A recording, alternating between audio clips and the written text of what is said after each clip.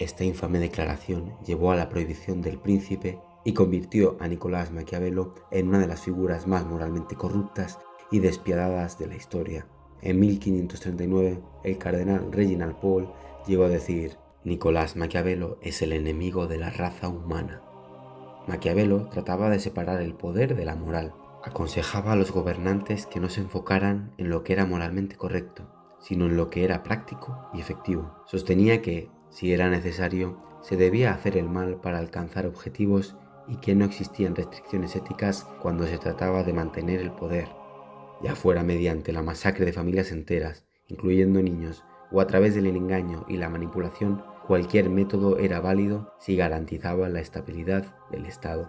La moral debía recaer en el individuo, en su vida privada, y no involucrarla con el Estado. Pero detrás de esta filosofía oscura, casi demoníaca, se esconde una verdad incómoda sobre la naturaleza humana que nadie te ha contado.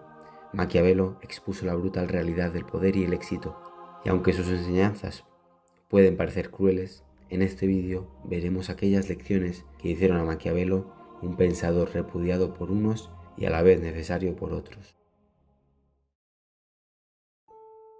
Nicolás Maquiavelo nació el 3 de mayo de 1469 en Florencia, Italia, en una época marcada por la inestabilidad política y la violencia. En aquella época, Italia no era un país unificado, sino un mosaico de ciudades-estado como Florencia, Venecia, Milán, Nápoles y Roma, compitiendo entre sí por el poder. Las ciudades-estado también eran el blanco de potencias extranjeras como el Imperio Español, con la presencia de la Corona de Aragón, buscaban dominar el territorio italiano. Florencia, la ciudad natal de Maquiavelo, además de ser un centro de arte y comercio, era un punto de conspiraciones políticas.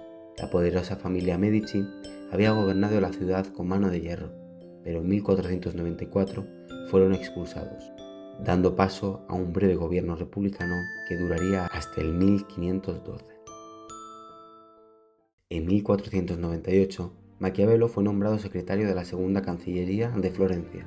Desde este cargo, tuvo acceso a los entresijos del poder y aprendió de primera mano la brutalidad de la política.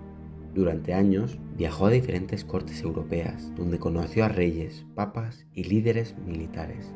Entre ellos se encontraba César Borgia, el hijo del papa Alejandro VI, quien dejó una profunda impresión en él. Borgia fue el personaje al que Maquiavelo admiró en El Príncipe. Era despiadado, pero también un estratega brillante, capaz de mantener su autoridad con una combinación de terror, astucia y carisma. Tras ser nombrado duque de Valentúa por el rey de Francia, llevó a cabo una ambiciosa campaña militar en Italia, consolidando territorios y eliminando enemigos con una frialdad implacable. Su habilidad para manipular, su inteligencia y su falta de escrúpulos lo convirtieron en el modelo de líder fuerte que para Maquiavelo este hombre encarnaba al gobernante ideal, alguien dispuesto a hacer lo que fuera necesario para consolidar su dominio en tiempo de caos. Sin embargo, el destino de los Borgia cambió drásticamente tras la muerte de Alejandro VI en 1503. Sin su padre como respaldo, César perdió poder rápidamente y fue traicionado por aquellos que antes le temían.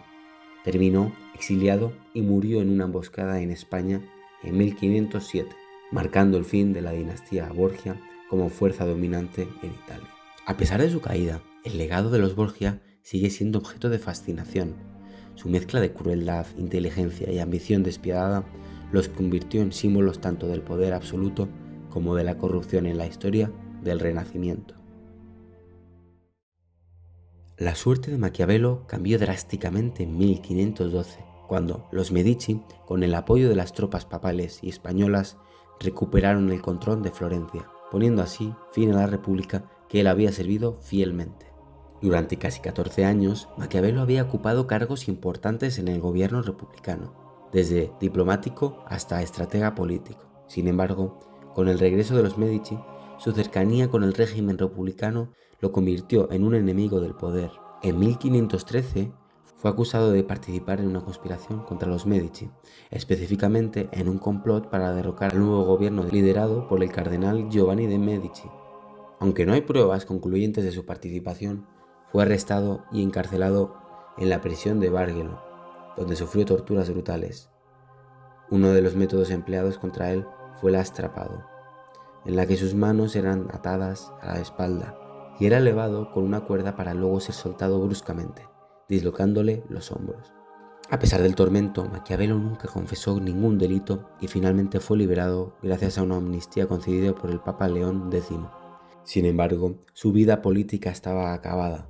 Expulsado de la administración pública y exiliado de Florencia, se retiró a su propiedad en San Casciano, donde empezó a escribir las obras que lo inmortalizaron.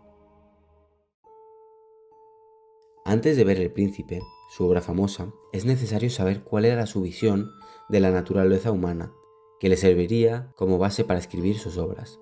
Se puede decir esto en general sobre los hombres. Son ingratos, volubles, simuladores y disimuladores, evitan los peligros y están ávidos de ganancias.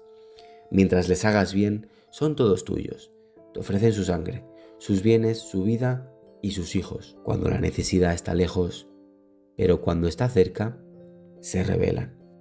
Maquiavelo, como vemos, no es que tuviera una visión muy positiva sobre el ser humano como podría tenerla Rousseau, sino que era más bien negativa, argumentando que las personas actúan principalmente por interés propio.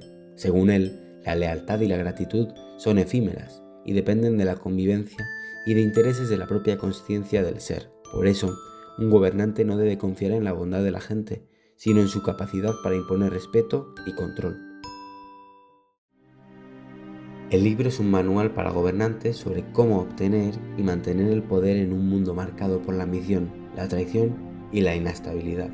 A diferencia de las teorías políticas idealistas y moralistas de su época, Maquiavelo ofrece una visión realista y pragmática del poder, argumentando que un gobernante no debe guiarse por la moral tradicional, sino por la que sea más efectivo para conservar su dominio.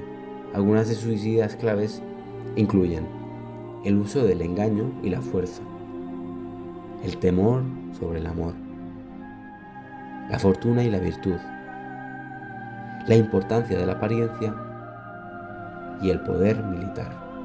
Maquiavelo escribió El Príncipe con la esperanza de ganarse el favor de los Medici, a quienes dedicó la obra, pero nunca logró recuperar su posición política. Sus ideas fueron rechazadas por muchos y El Príncipe fue prohibido por la Iglesia, que lo consideró una amenaza para el orden moral. Además del Príncipe, Maquiavelo tiene otras obras donde expande sus ideas y estrategias políticas. En Discurso sobre la primera década de Tito Livio, enuncia que las repúblicas son más estables y duraderas que las monarquías, ya que permiten la participación ciudadana y un equilibrio de poder. Maquiavelo enfatiza la importancia de las instituciones y la lucha constante entre el pueblo y la élite para evitar la corrupción. En el libro El arte de la guerra, cuenta cómo la política y la guerra están estrechamente ligadas y que un Estado fuerte debe depender de su propio ejército en lugar de mercenarios. También argumenta que la estabilidad de un país depende de su capacidad militar y de una población dispuesta a defenderlo. A pesar de la censura, la obra de Maquiavelo se convirtió en un referente durante la historia. Monarcas como Napoleón Bonaparte y Otto von Bismarck estudiaron sus enseñanzas.